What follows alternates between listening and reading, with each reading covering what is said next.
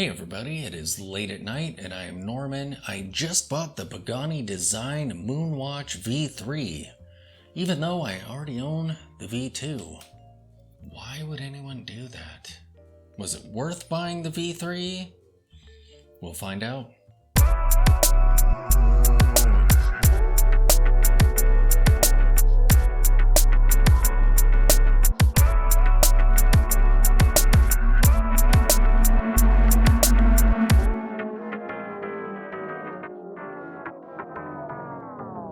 Here is my new V3 Moonwatch by Pagani Designs. This is the second Pagani Design watch that I've ever owned.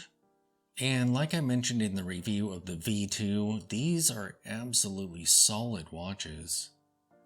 It is crazy what you get for the price point on these. I mean, even the case back just feels absolutely solid and yeah, so crazy.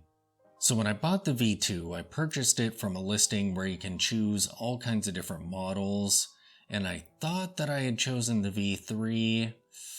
Of course, at the time I didn't realize that this is a V2, this is a V3. I thought that I had selected the one with the white hands. So it was kind of a shock when this showed up and everything was chrome. I mean, it sort of looked like a Speedy, and obviously when you buy these, you're kind of after that aesthetic, but yeah, not really. So I figured I would just kind of live with it because this isn't really my size or style of a watch. It would pretty much be on the shelf most of the time unless I'm in a weird mood and feel like putting it on. So this should be just fine, right? Well, maybe not. I did wear the V2 a couple times, but every time I put it on the wrist, it was like, I just wish it had the white hands and markers and stuff. That just way more speedy that way. And there's a reason the Speedmaster is so popular. It's just, they nailed the aesthetic, even in the details and whatnot. So I finally broke down and ended up getting a V3. And I'm glad I did. This looks absolutely phenomenal. I mean, just look at the hands and the markers. And the crystal on these is so cool. I mean, it catches light around the edge. It doesn't merely distort. It really kind of shines light also. There, you can kind of see that. And this white really makes all the difference. So I commandeered the strap that I had on the V2. This is my fancy Hodinkee Shell Cordovan strap. Definitely the most expensive strap that I own. It's alright. But I don't have a whole lot of choices for 20mm straps because all of my straps are smaller. But I did have this one handy. I actually ordered a strap for this watch. It has the white stitching on it. I think that'll look great with this piece, and I'm contemplating getting a rubber strap for it as well. The one that I found has cool lines etched into it, horizontally like this. Be interesting to see how that looks on this watch. I haven't ordered that one just yet, but I think I'm going to. But now, what am I going to do with the V2? I tried putting the bracelet back on it. You'll notice that it's on a NATO right now. But for some reason, when I try and put on this end of the bracelet, the spring bar never ever goes into that hole. And I tried 3 or 4 different spring bars, so it wasn't the bar itself. Something about that end link there was, I don't know, just not lining up with it.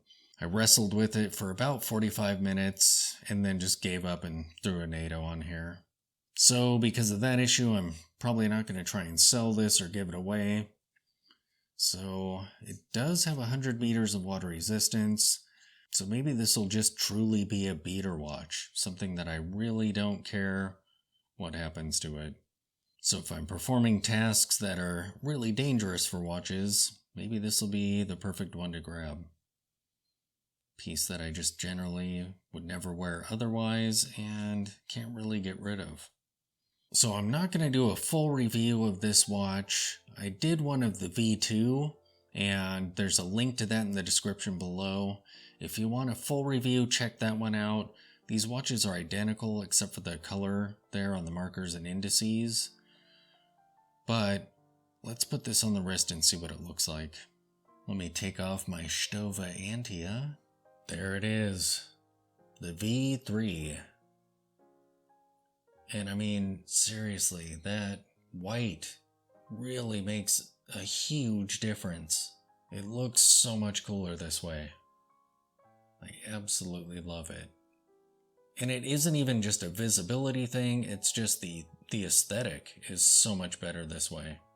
These watches are larger than I prefer, and they do have a date window, but look at how that kind of disappears into the design.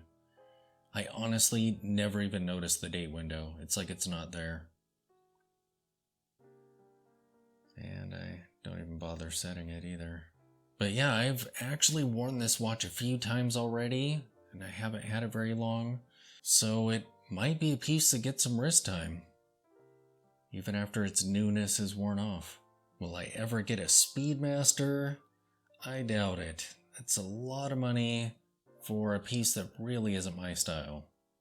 But it's kind of cool having that aesthetic available to you if you're in the mood for it. Okay, so now that you've seen this, let me put on the V2 so you can really see the differences kind of back to back.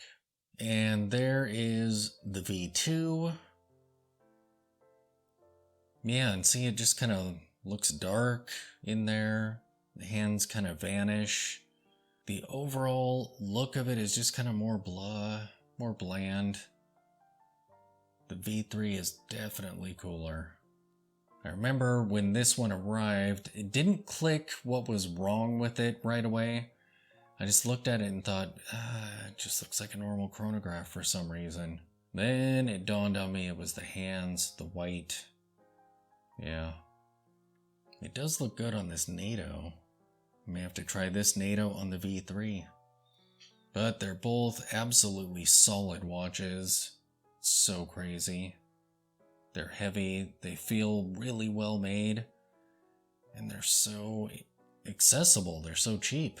We'll see how they do in time, but so far my experiences with Pagani design is pretty positive.